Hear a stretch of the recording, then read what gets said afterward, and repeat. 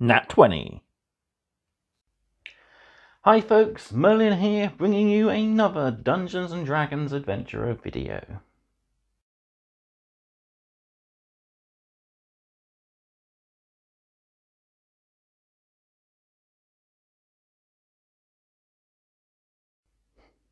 So we're beginning delivery 6 with a look at issues 19, 20, 21 and 22, and well, we're kicking things off with issue 19. So in this issue, we got a good amount of information again for the DM. So we learn about the monsters' layers and how to set those up. We learn all about traps, part 2, so learning about statues, pits and perils. Finally, for the DM, we also have how to bring a city to life. Lore-wise, we confront a couple of the alien-like creatures within the Forgotten Realms. And of course, we have that brand new exclusive adventure to go through. Issue 19, of course, comes with another set of dice. I know, getting a little bored of these, aren't we? But still, it's a rather nice metallic marbled blue and silver set. With nice black lettering, so they do stand out quite nice against the silver and blue background. Not my favourite set so far, but definitely a contender for, I think, a top 5. So we'll take a closer look at those over on the table in just a sec. But before we do, don't forget to do all the usual. Click the like button, the subscribe button if you haven't already. We've hit 500 subscribers, so big thank you to all of you who've done so. Still working on a thank you video and a special way of saying thank you to everyone who has joined me over these 3 years on the channel. If you know of any good ways, drop a comment down below. I could do a raffle for some little bits in my collection that I no longer have any use for. I could do a special video. Just drop me a few ideas in the comment section down below, including how you're getting on with the collection. So yeah, are you enjoying the collection so far? Have you played the adventures? I'm still working on a few videos on how to do solo play. But yeah, other than that, I'm so far enjoying all the magazine content that we have. The lore and tips for the DM and players alike are all very handy. Finally then, in the video description down below, there's links for all my social medias, my eBay page, and of course my Patreon page, where you are getting regular updates as well as Patreon exclusive content. This month, you will be getting a Patreon exclusive How to Paint video on Adepta Sororitas from the Order of our Martyred Lady. Right, I think that's everything, so let's jump over to the table. We'll take a look at issue 19 and those new dice.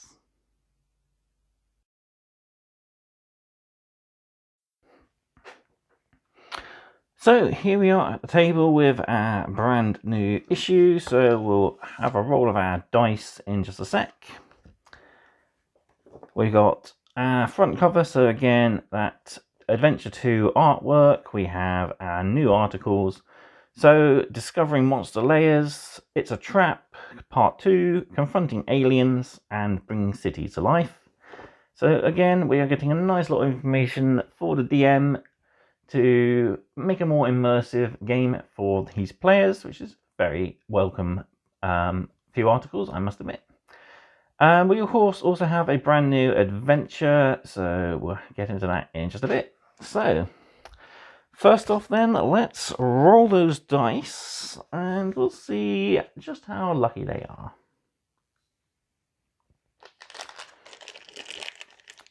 So, like I said, beautiful blue and silver marbled set. Those black numbers really stand out quite nicely, which I always do like. Nice dark contrasting colour to the pretty bright dice themselves. So yeah, I really do like the marbled effect. It's a lot prettier to look at than just black or blue dice. So let's give them a roll and see what we get. 12 on the D12, nice. 4 on the D4, 10 on the D10, a 90 on the other D10, A 4 on the D8, only a 7 on the D20, and a 3 on the D6. But yeah, not most excitable of rolls, but still really cool. I think we'll give them their second roll just to see if we've worn off any good or bad luck. So, ooh, nat 20. Nice. Yeah, okay, we've definitely worn off the bad luck on some, but others, I think we've worn off the good luck. But yeah, could definitely see myself using these. I do like the marbling effect, the silver swirling into the blue. It's quite nice. It's a nice sky blue, maybe even an enchanted blue. So yeah, just really nice. Lovely clear lettering as well. No overspill on the paint.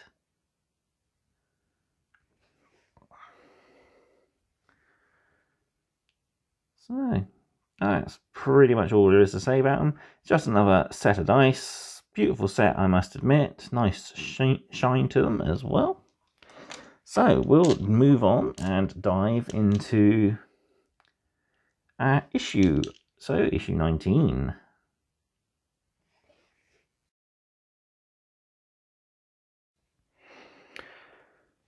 So, opening up the cover, let's take a look at the full contents for the issue. So, we have overview, page 19, encumbrance, lifting and carrying. We have quite a few pages for the DM. So, we have managing monsters, parts 4 and 5, traps, part 2, bringing cities to life, and roles of the party. Then, for the lore, we have 2 pages focusing on 2 different monsters, Aboliths and Grells. Both fairly similar creatures. They both very tentacle-esque. One more aquatic, one more subterranean dwelling. Then we have, of course, this issue came with a fantastic blue and silver set of dice. You can use these as an alternative dice or give them to one of your fellow players. You have a QR code for D&D Beyond and your note there on binders for those of you who are collecting through retail shops.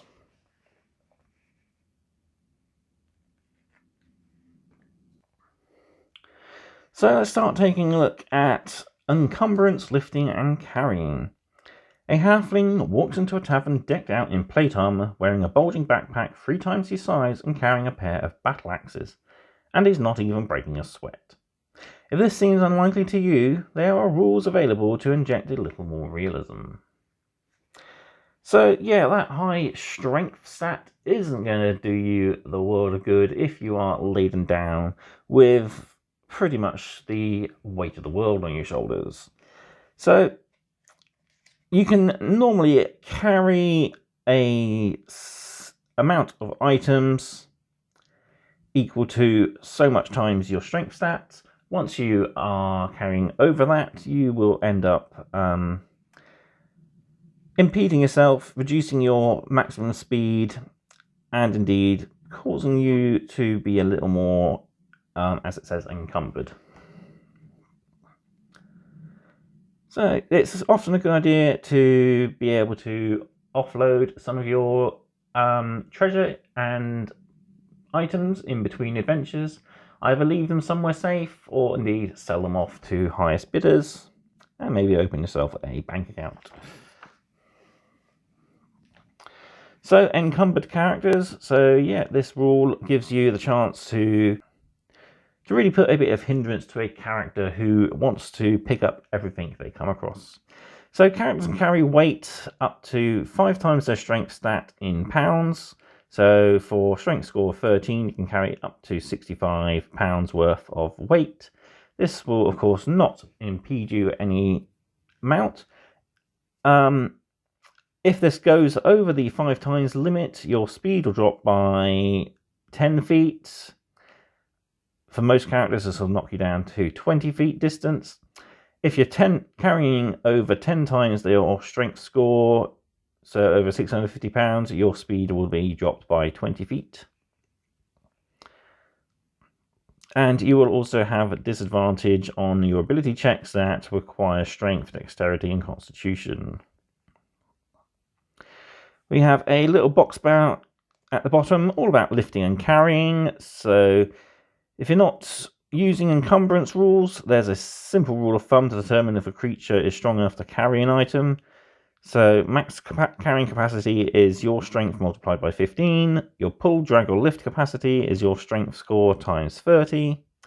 While pushing or dragging weight in excess of carrying this capacity, your speed will drop by 5 feet. So not as bad, but still can be difficult for those who want to try and travel large distances quite quickly. Moving on to our articles for the DM, so we're kicking things off with Managing Monsters Part 4 and a look at Lairs. Your team of heroic adventurers have pursued a rampaging dragon across hill and dale and finally found its gold-laden lair. You might think you've cornered the monster, but now it's on home turf. The nightmare is just beginning. Beware the lair. So, yeah. Most creatures will have a place they like to call home. And this could be as simple as a small cave, the boughs of a tree perhaps, or indeed a abandoned castle. So there's very different effects that you can have the lair benefit from. So when you're pitting your players against legendary creatures like a red dragon or a lich, you want that lair to have a suitable legendary atmosphere.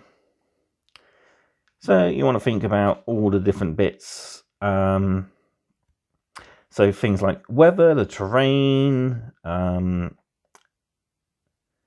leftover carcasses and bones of defeated enemies, especially if it's a creature that is carnivorous, so leftover bits from its hunts, and all that sort of stuff. So, infamous lairs. So yeah, the most iconic of all lairs is the Dragon's Den. This is usually an abandoned dwarf hold or deep cave where they've been able to hoard as much gold and jewels as they can.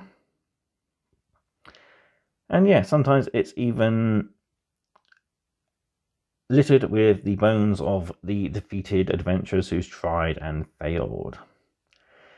You might also think about the Hag's Lair. So these can be sort of like a wooden shack in a swamp. So you want to think about the malign disposition of the hag and how it will affect the environment around them. So this will often be creepy, vile, and alive with dark magics. Finally then, we have bringing the lairs to life. So as the DM, it's your job to set the scene and build anticipation and excitement. So it can start off with simply your description and then move on to being able to introduce stuff like sight, sound, and maybe even smell, just bringing in the atmosphere of the encounter and helping immerse your player party.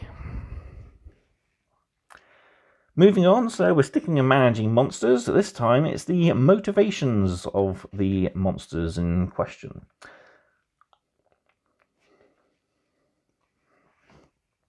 Deciding on a monster's tactics, behavior, and allegiance makes for a more interesting battle. So you want to think about why a creature is doing something. Are they doing it out of the control of a darker being, or are they doing it out of self-preservation? So yeah, undead are often attacking usually at the command of the person who resurrected them, or sometimes by the effects of a holy relic that they are trying to protect, or is indeed giving off a aura that torments them in their undeath. So to help bring things to life, we have a monster personality table. So you can roll on this D10 table and give a personality to either individual or groups of creatures. So we got results like cowardly, greedy, brave, a joker, or even just a poorly trained rabble there. Finally, monster relationships. So some creatures will have a relationship to be it to another creature or indeed a master perhaps. And we have the personality table, which is just a D6. So they could be a rival sort of competition. They could be abused by owners. They're an outcast, either by choice or by a group, and is seen as a bully or worshipped even. So yeah, some nice ways to flesh out the usually encounter exclusive baddies. Speaking of encounter exclusives, we've got the Traps Part 2. A cleverly placed trap can add excitement and peril to any adventure. Where are your party exploring, and what dangers could you place in their way? So, traps are, of course, one of the integral pieces of a good dungeon crawl. Even if we go back to the days of the classic tabletop board game Hero Quest, there was, of course, pit traps, dart traps, and rubble traps as well. So, yeah, we want to think about what sort of traps will be suitable for the environment we're doing. Usually we have a select sort of traps that we can choose from. So we'll have things like our pit traps. And over the page we got deadly statues. And then we got, of course, the things that are required for those traps to be triggered, how deadly they can be, ways that they can be disarmed, and ways that you can improve or change the trap to make it less potent for low-level characters. There is a thing such as too many traps, so we've got quite a few to cover, so there'll be multiple articles looking at traps in future issues. This goes up to poison needles within mechanisms of locked chests, swinging blades sharp enough to cut through bone, hidden wall within a wall cavity, and triggered by the wrong step.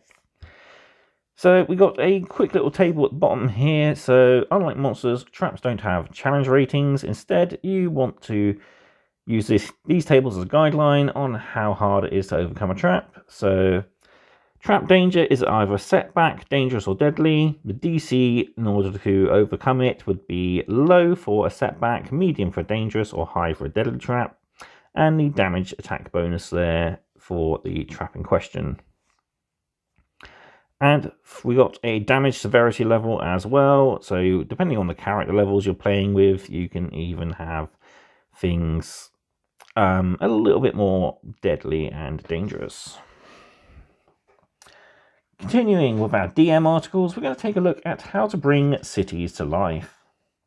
Home to tens of thousands of souls, the cities of the Forgotten Realms are majestic crossroads of cultures. People of all species gather here in droves, making them places of commerce and crime, might and magic, power and politics. So when an adventurer steps foot inside the city for the first time, it should be a memorable occasion. So you want to make a good attempt to describe the approach to a city. What's the first things you will notice? What things will you notice as you get closer? And of course, any sounds, sights, and smells that you might even be able to pick up. So you can set the scene by using maps. You can even use, where is it? It says here somewhere.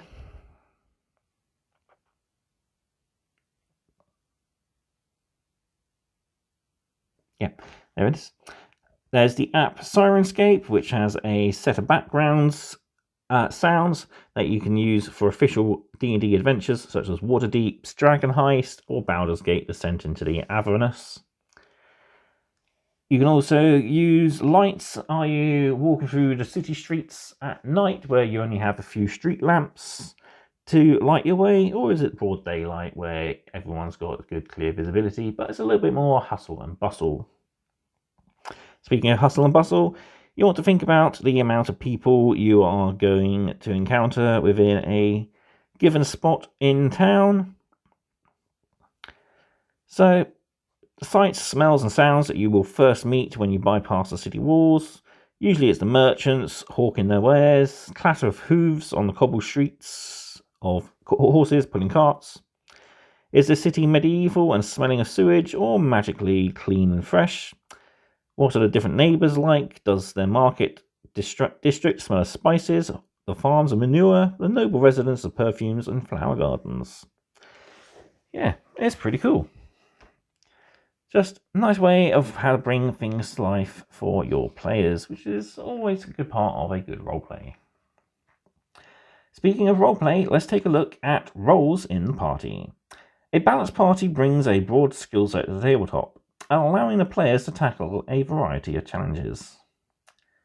So we start off by describing, if you've seen any good old heist movie, there is always that scene where we are gathering like the ace crew in order to pull off the heist. So you want to think about, do you need someone with a good who's good at thief sets? Do you want someone who's good at distraction? Do you need a muscle guy? And of course you'll probably want a getaway driver of some sort. Of course, it's always important to note an unbalanced party can still be successful. It's all a part of how you use your strengths and weaknesses to your best personal gains. So when we look at the different types of party members, we have the tank. So these are your frontline brutes and brawlers, usually the fighter, barbarian, paladins and monk classes. We have the blaster. So a blaster is usually your missile wielder, usually your wizards, sorcerers and warlocks, those that can cast magical effects. We have your healers, so classes like a cleric, paladin and bard, those that can restore the health of the rest of the party. You have your supports, so clerics, paladins, druids and bards. So these are characters that can sort of help your allies in various ways, usually with buff abilities. And finally then we have the face. So this is a person who often does a lot of the talking, bargaining, etc. So we have the rogue, bard or the warlock in this case. So yeah, it's always good to have a nice mixture of players in your party, and you will of course have a much better time because of it. Moving on then to our lore pages. So we've got two monsters to look at. First off, the disgusting looking aboleths. Slimy creatures so old, none can remember when they first slithered out of the primeval seas. With their psychic powers, aboleths crush the minds of mortals and turn them into their thralls. So the aboleths are ancient beyond even some of the gods within the mortal realms. Mortal realms again? Forgotten realms. But yeah, the mortal planes, should we say. So yeah, the aboleths were a burgeoning life forms. Their dominance made them almost like gods. Then, of course, the true gods appeared and smashed them into non-existence. The aboleths haven't forgotten this. It's considered betrayal. They are eel-like, they have tentacles, a razor-sharp maw, 3 disturbing eyes, and yeah, not the nicest of creatures to meet. So they're often spend a lot of time around watered areas. Their lairs can be usually a wrecked ship at the bottom of the ocean, perhaps even a cave that has connections to an ocean habitat. But usually there will be a disgusting sort of feel to the area, so you can easily quite tell. Also, the first indication of their lair will be slipperiness underfoot, so just be careful. So, how to know your aboleths? So, they often have tentacle attacks, they can use their tails, they have psionic domination, and also a psychic drain ability. So, yeah, very disturbing creatures, and they attack with both mind and their physical prowess. Continuing with our rather creepy alien-like creatures, we look at grells. So meet the floating, tentacled terrors that love to feast on unwitting adventurers. Some monsters seek to infiltrate and manipulate humanoid societies to their own ends. Others are inherently cruel and take pleasure on inflicting pain. But grells simply see humans or humanoids victims as one thing and one thing only: food. So yeah, not the nicest of things to meet. They do have a hatred of sunlight, so you're most likely to meet these in the deeps of the Underdark, caves, dungeons, and the like. While they might actually look like a big brain type creature, they are actually a more armored type of being.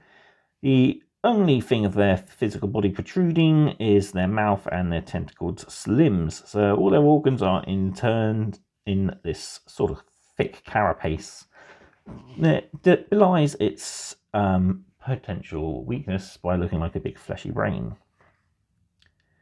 So yeah, they are a predatory creature. They lack eyes but are sensitive to vibrations and even electrical fields. As such, they are immune to lightning damage. They can hear through their skin, so it's kind of hard to sneak up on them. They're intelligent ambushers and will lurk in upper reaches of caves and tunnels before descending upon their prey, wrapping them in tentacles and injecting them with a paralyzing toxin.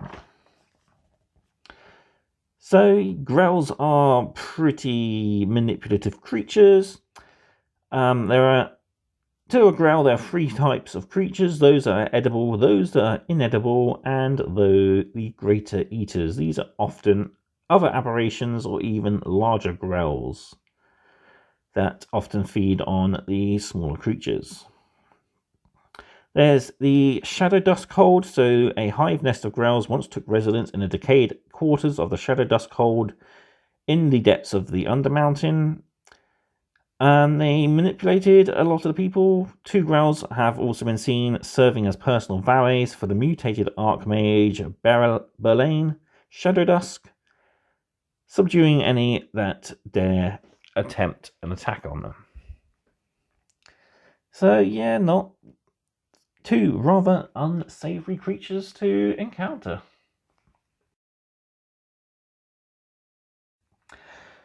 So, Adventure 2, Encounter 19 then. So we are heading into the sewers. So we have a playtime of 1 to 2 hours, and the encounter is based for 2nd level players and characters. So the encounter overview. Nearly 50 years ago, the volcano Mount Hottenau erupted, destroying a large part of Neverwinter, wiping out half its population and leaving its wake a great gaping chasm that split the city. In recent years, Lord Diggolt Neverember returned to Neverwinter to restore it to its former glory. Since then, the chasm has been sealed and work is underway to restore the ruined sections of the city.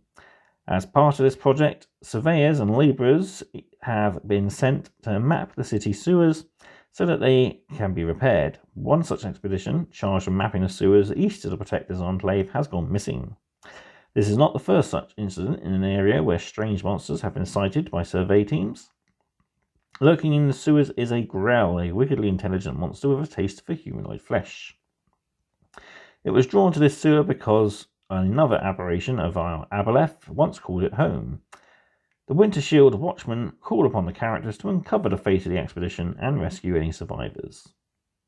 Encounter goals then. To complete this encounter, characters should find out what happened to the expedition, kill the creatures responsible, and rescue the sole survivor.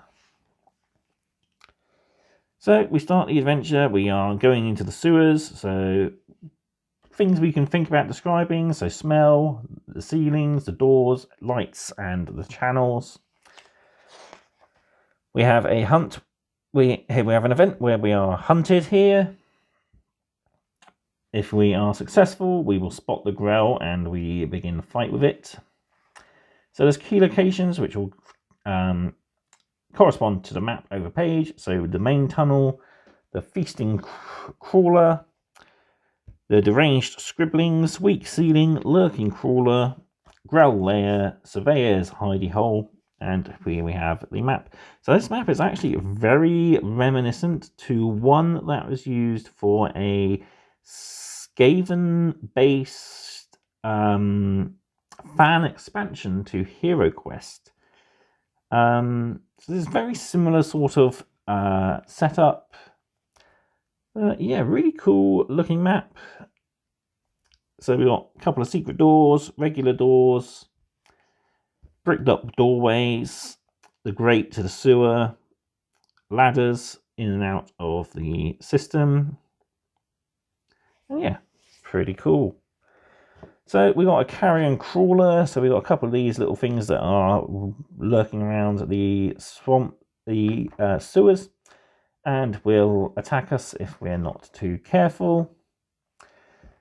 How to end the encounter. So we end the encounter by finding our lone survivor, Julda. So she'll be very grateful for being saved, and you can get out of there pretty quickly. And finally then, of course, we have a Grell to deal with. So challenge rating 3, proficiency bonus +2, has a multi-attack, has its tentacles, has a beak. Strength 15, dexterity 14, constitution 13, intelligence 12, wisdom 11, and charisma 9. So yeah, these guys are definitely going to be pretty potent for any player party, really. Right, that's everything. So I'll bring all the items back in and I'll give you my final thoughts on issue 19.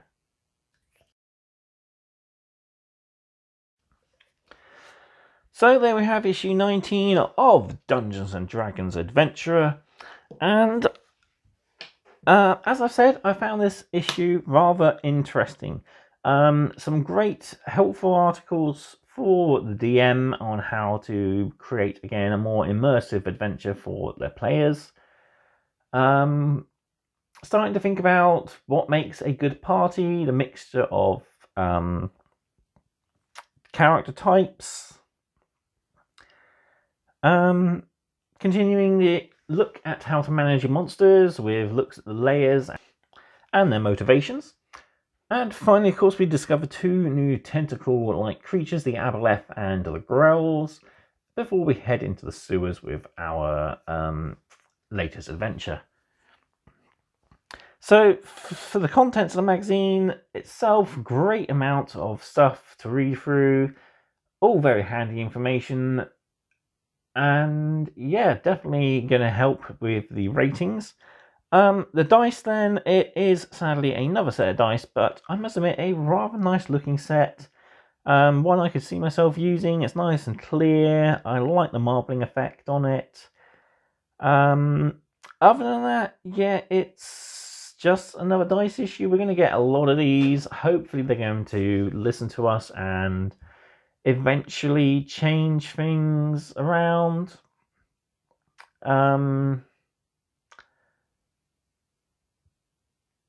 As for me continuing the collection, I'm still on the fence at the moment. I'm thinking of giving it to issue 30. So that's 2 more deliveries, and hopefully by then we'll also have some more information come out and we'll be able to know a little more about what's to come in the future. So for a rating then, I'm going to have to give this one a 4.5 out of 5. The information in the magazine is probably the strongest part in favour for that score. And the dice are not the worst, not the best, but still a rather nice looking set anyway. So yeah, let me know what you thought of the issue in the comment section down below. Are you enjoying the Dungeon Master content? I know I am. It's going to be very helpful for if I eventually do my own campaign. In the near future, who knows, I might even use the collection adventures when I eventually decide to give up on the collection. I'm still sitting on the fence. I'm not too sure if I'm going to continue. I'm going to give it until issue 30 at the earliest, then I'm going to cancel after that. Hopefully then, though, we will have a bit more information come out about what we're going to be getting in issue 40 onwards, so maybe that will hopefully work in my favour and I might be able to continue the collection, but we'll have to just wait and see. So anyway, thank you all very much for watching this video. I hope you enjoyed it, and until next time, stay safe and keep rolling those crits.